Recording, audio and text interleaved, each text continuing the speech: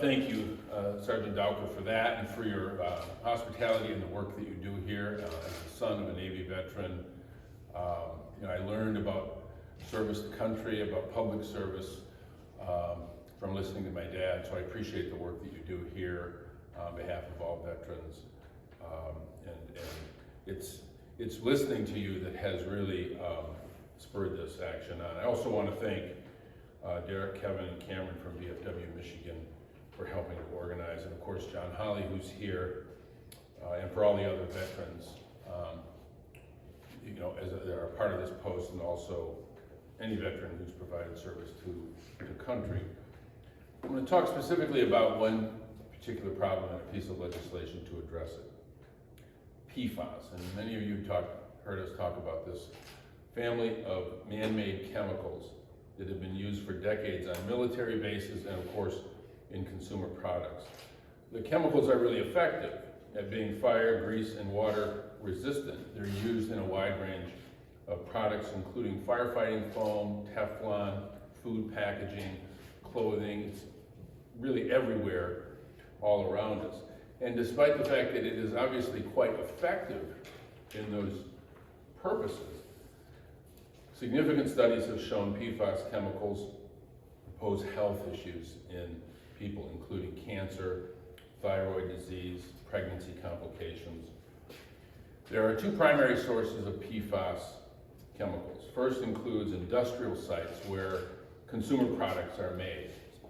And the second is firefighting foam at military installations across the country. And one example of military PFAS contamination right here in our state, in Oscoda, a community I know well. I represent that community, and it's home to the former Wirt Smith Air Force Base. I remember as a kid, of course, when we were camping in East Tawas, going up to that base to watch those B-52s as a part of our Strategic Air Command come and go, and I was fascinated by that. But now, unfortunately, Wirt Smith is one of more than 700 military sites that are identified as having known or potential releases of PFAS. And of course, we know a lot about the PFAS contamination at Wirt Smith as a result of decades of the use of firefighting foam in fires and especially in training. Veterans who worked at Wirt Smith were exposed to PFAS. But nearby residents were also affected, and since PFAS chemicals used on the base have leached into nearby groundwater and private drinking water wells, it's more than just a problem on the base, it's a problem for the whole community. And it's just one of many communities across the country that are dealing with this public health issue. Across the nation, residents and communities, veterans, families are increasingly concerned about their exposure to PFAS chemicals. And so to help build support for addressing PFAS contamination in Congress, I worked with my Republican colleague, Congressman Brian Fitzpatrick, to establish the Bipartisan Congressional PFAS Task Force. And this is a group of us that get together, Republicans and Democrats, working on common issues, but in specifically taking on this issue of PFAS contamination, to urge more action to deal with PFAS. You know, when we started this just a couple of years ago, we had 14 members of Congress that came together, again, Democrats and Republicans. But as more has become known about PFAS contamination, those numbers have grown. Now we have 60 members from both sides of the aisle working together to make sure we address the dangerous aspects of PFAS contamination. A lot more needs to be done to protect our veterans, our communities from PFAS exposure. Of course, we need to stop putting PFAS chemicals into the environment. We need to fully understand the scope of the problem, and we absolutely need to focus on cleaning up contamination. But most importantly, we need to take care of veterans and their families who have already been exposed to PFAS chemicals, ensuring that they get the health care and the resources they need. And that's why today I'm reintroducing the Veterans Exposed to Toxic PFAS Act, or the VET PFAS Act. This legislation would require the Veterans Administration to cover treatment of certain health conditions related to PFAS exposure.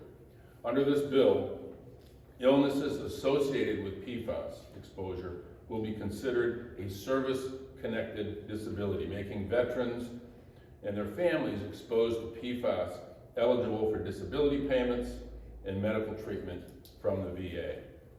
There are more than 4,000 types of PFAS chemicals. We know that these chemicals are hazardous to human health. We know how some types of PFAS affects the human body, but we need to learn more about how other types of PFAS may impact people.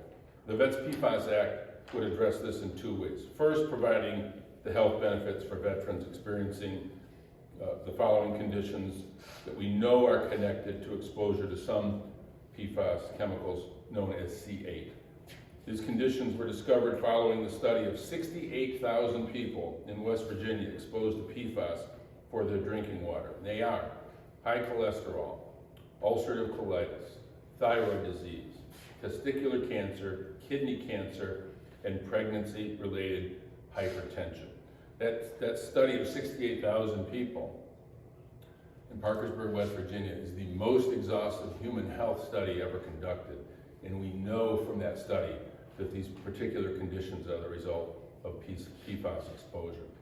Secondly, I also helped to secure a study at the U.S. Centers for Disease Control and Prevention investigating other health issues that veterans suffer after exposure to other types of PFAS. This study, which is currently in its 5th year, is expected to be completed in the next few years. And once that study is published, the health conditions associated with PFAS exposure would also be covered by the legislation that I'm introducing. This will provide the necessary health protections so that all veterans exposed to PFAS get the care that they deserve. I believe that our country, and I know we all do here, have an obligation to take care of our veterans and families who have been exposed to PFAS. These folks put on the uniform of the country. We enter into a pact with them. They pledge to protect us and put their lives at risk to do so.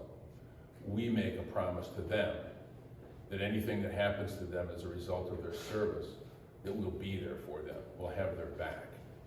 And that's what this legislation is really about, to keep that promise. Recently, I voted in support of action called the Honoring Our Pact Act, which deals with this sort of promise in part, treating toxic exposure as a result of a whole range of issues impacting toxic exposed veterans, including access to those earned benefits. So we're making progress in this regard. This legislation would make sure that we include PFAS in all of that. For too long, Congress and the VA have been too slow to act on toxic exposure. But our bipartisan action just recently changed that. I think that opens the door for us to take the next step and deal with this legislation to make sure that PFAS is covered. While that legislation will help track the people who are exposed, it doesn't go far enough. We have to address the PFAS exposure. VA health coverage is something that we guarantee to people for conditions that come from their service. Obviously, that's what our legislation is intended to do. And so now I want to pass it over to John Hawley, a veteran who understands these issues quite well, and ask for his perspective. Thank you. Thank you, Congressman. As the Congressman said, my name is John Hawley, and I'm an Air Force veteran who began his career at Wordsmith Air Force Base up in Iosco County. Thank you, Congressman Kildee, for inviting me here today as a private citizen in support of your very, very important legislation. To me, exposure to PFAS, PFOA, and TCE, secondary to the firefighting foam and other chemicals used at Wordsmith Air Force Base and other DoD installations, to me anyway, this is the Agent Orange issue of our generation. I myself served at Wordsmith for almost 6 years as a B-52 pilot. When I first arrived in 1984, and for several years after, our exclusive mission was one of strategic nuclear deterrence during the Cold War. So when I was on base, in addition to working in the squadron and attending various meetings and training activities, I would hit the gym with my fellow crew members, and for at least 7 days each month, we had to live in the alert facility to perform the alert mission. While you lived in this facility, we drank the water and ate the food that was cooked in the water, and we showered there as well. While performing the alert mission, my plane was parked just outside of the alert facility, and it was loaded with fuel and what the Air Force referred to as special weapons. And this was the air-breathing leg of America's nuclear triad of bombers, submarines, and land-based missile systems. So our mission was very, very important. So, and oftentimes I spent time at Van Etten Beach, just outside of the base, which always had this mysterious, persistent foam at the water's edge.